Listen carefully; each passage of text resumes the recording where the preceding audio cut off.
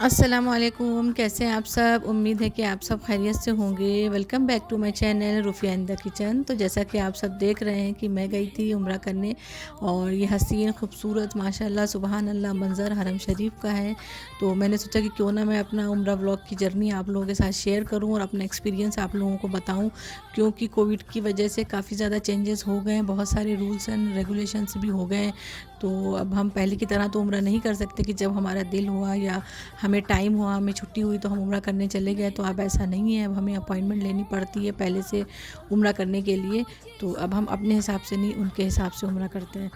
तो बस चले, हमारा सफ़र तो स्टार्ट हो गया था। हम रियाद से मक्का जाते हैं उम्रा करने, तो हमें 8 से 10 घंटे लगते हैं। थोड़ा सा हैवी जो है हो जाता है सफ़र, थोड़ा सा टायरिंग भी हो जाता है, वो भी बच्चों के साथ। अगर आपके साथ बच्चे हैं तो ज़्यादा थकान हो जाती है, क्योंकि फिर बच्चे अपना कुछ ना कुछ लगाए रहते हैं। तो लेकिन ये है कि अगर हम किसी अच्छे काम के लिए किसी अच्छी नीयत से कहीं जा रहे हैं तो ये थोड़ी मोड़ी थकान या थोड़ी मोड़ी परेशानी कोई भी मायने नहीं रखती है। माशाल्लाह अल्लाह का बहुत बहुत शुक्र है कि हमने बहुत ही सुकून से उम्रा किया, क्योंकि हमेशा हम इतनी रश से और इतना हैवी जो है ना ड्राइव करके जाते थे और इतना रश हमें मिलता था। बच्चे भी छोटे हैं तो बहुत ही ज़्यादा थोड़ी मुश्किल ज़ाहिर होती थी उम्रा करने में। लेकिन इस बार अल्हम्दुलिल्लाह इतना सुकून से और इतना मुझे अच्छा लगा, क्योंकि मैंने पूरे 2 साल के बाद उम्रा किया। तो मेरा बहुत ही ज़्यादा दिल बेचैन भी था उम्रा करने के लिए। मैं काफ़ी टाइम से अपने हस्बैंड से बोल रही थी कि मुझे उम्रा करना है, लेकिन अपॉइंटमेंट ईद के टाइम हमें नहीं मिली। तो मैंने कहा कि बकरीद से पहले तो हम कर ही लें, वरना हो सकता है कि हज के टाइम पे उम्रा बंद हो जाए तो फिर हम नहीं कर पाएंगे। तो बस यही हमारा सफ़र था जो आप देख रहे हैं, हम जा रहे हैं। और ये देखें, हमने मक्का एंट्री कर दी है। तो ये क्लॉक टावर दिख रही थी, पता नहीं क्यों इतनी धुंधली सी मैं इसकी वीडियो बनाना चाह रही थी, लेकिन बहुत ही ज़्यादा धुंध थी क्योंकि सुबह का टाइम था, तो मैं भी इस वजह से। तो बस ये है कि अब हम पहले होटल चेक इन करेंगे, क्योंकि हमने होटल बुक करके रखे हुए थे पहले से ही ऑनलाइन। क्योंकि अपॉइंटमेंट आपको टाइम से मिलती है, तो पहले तो हम ये होता था कि हम पहुँचे और फ़ौरन ही उम्रा करने पहुँच गए। पर ऐसा नहीं है, आपकी जो टाइमिंग है आप उसी हिसाब से ही जाएंगे। तो मेरे हस्बैंड की टाइमिंग थी रात की 9 से 12 की, और मेरी थी सुबह में 6 से 9 की। तो इस वजह से हम लोग पहले होटल आ गए। तो ये होटल किस्वा होटल है।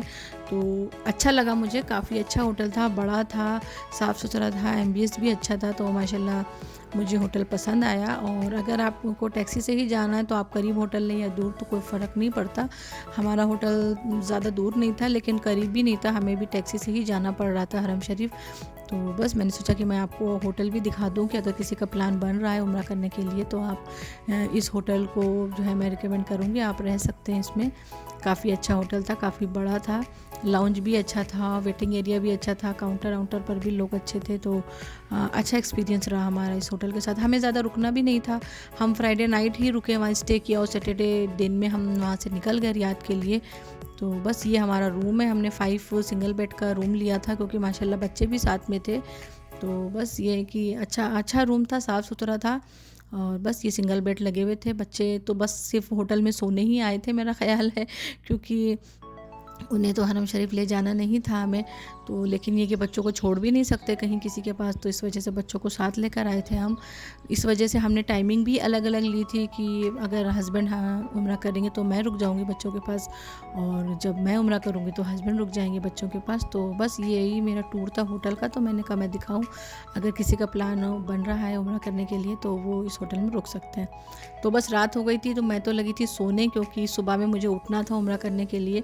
तो ये सुबह सुबह 6 बजे का मंज़र है जो मैं हरम शरीफ में मैंने एंट्री की है।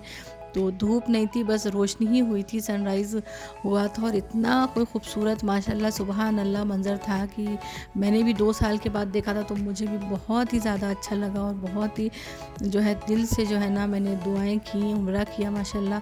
तो बस ये मैं तवाफ़ जो है हमने स्टार्ट किया हुआ था, ये तब की मैंने वीडियो ली हुई है। तो आप भी देख सकते हैं कि ज़्यादा रश नहीं है, बहुत ही सुकून का उम्रा है। और प्रोटोकॉल भी आपको फॉलो करनी है कि पास पास नहीं करना है, दूर दूर रहना है। एक साथ आप भीड़ लगा के खड़े नहीं हो सकते कहीं भी। जैसे हम नमाज़ पहले पढ़ लेते थे तवाफ़ करके फ़ौरन ही, वहाँ पर आप नमाज़ नहीं पढ़ सकते हैं। तो बस यही है, लेकिन माशाल्लाह बहुत ही ज़्यादा इजी उम्रा हो गया है और आराम से हो गया है। पहले जो हम तवाफ़ करते थे, अगर हमारे साथ बच्चे होते थे तो हम इतनी भीड़ में मतलब एंट्री नहीं कर पाते थे नीचे वाले फ्लोर पर, जहाँ पर मैंने अभी उम्रा किया।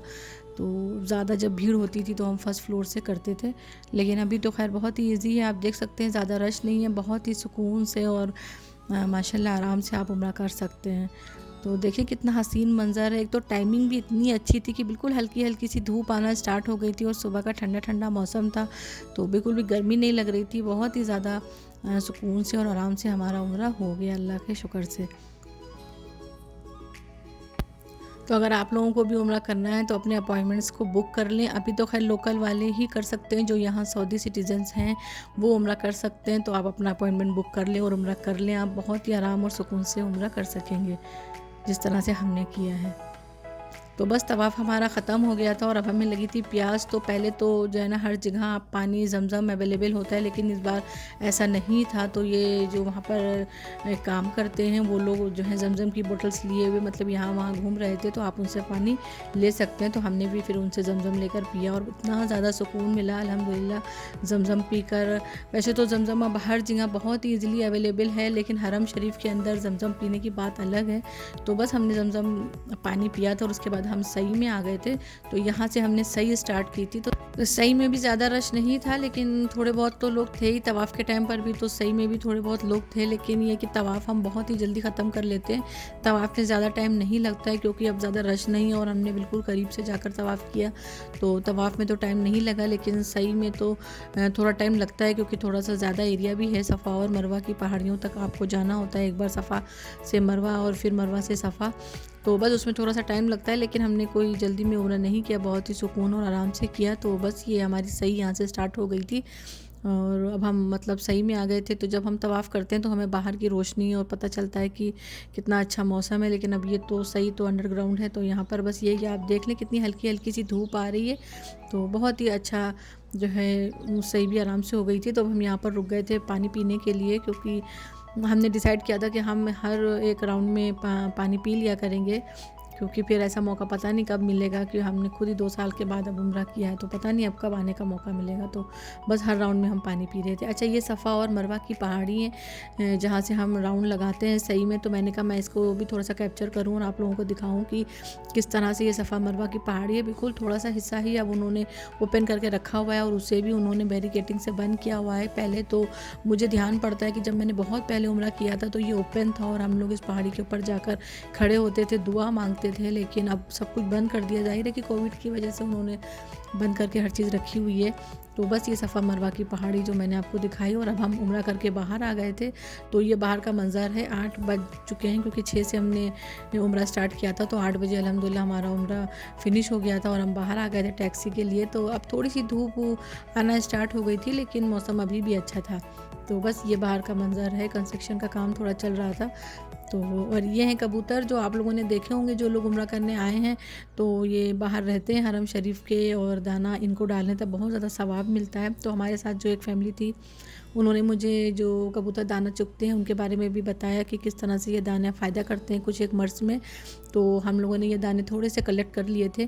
तो मुझे तो नहीं पता था इसके बारे में, लेकिन जब उन्होंने बोला तो मैंने कहा चलें थोड़ा सा मैं भी ले लेती हूँ, अगर किसी को इस तरह का कोई मर्ज़ है तो मैं मतलब इंडिया भेज दूंगी तो फ़ायदा हो जाएगा। तो अगर आपको मतलब पता करना है इसके बारे में, कोई फ़ीडबैक चाहिए कि ये दाना किस मर्ज़ में काम आता है और फ़ायदा करता है, तो कमेंट सेक्शन में मुझसे पूछ लीजिएगा, ठीक है। तो यहाँ पर हम लोगों ने जो दाना ख़रीदा था वो यहाँ पर हम लोगों ने कबूतरों को डाल दिया था और बहुत ही अच्छा लगा कबूतर को दाना डालते हुए।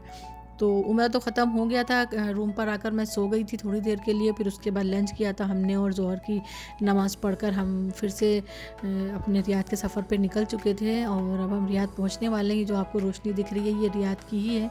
जब रियाद शहर में एंट्री करें तो बहुत ज़्यादा दूर से रोशनी दिखती है और बहुत ही प्यारा जो है ना कोई मंज़र लगता है। तो मैंने कहा मैं इसे कैप्चर कर लूँ। तो उम्मीद है कि आपको मेरी ये उम्रा व्लॉग जर्नी पसंद आई होगी। जितना हो सकता था मैंने आप लोगों के साथ शेयर किया अपना एक्सपीरियंस और जितना मुझे पता था वो बताया। अगर इसके अलावा भी आपको कुछ पूछना है, किसी तरह का कोई फीडबैक चाहिए उम्रा से रिलेटेड, तो आप पूछ सकते हैं। तो उम्मीद है आपको मेरा ब्लॉग पसंद आया होगा। जब तक आप सब अपना ख्याल रखें। अल्लाह हाफिज़।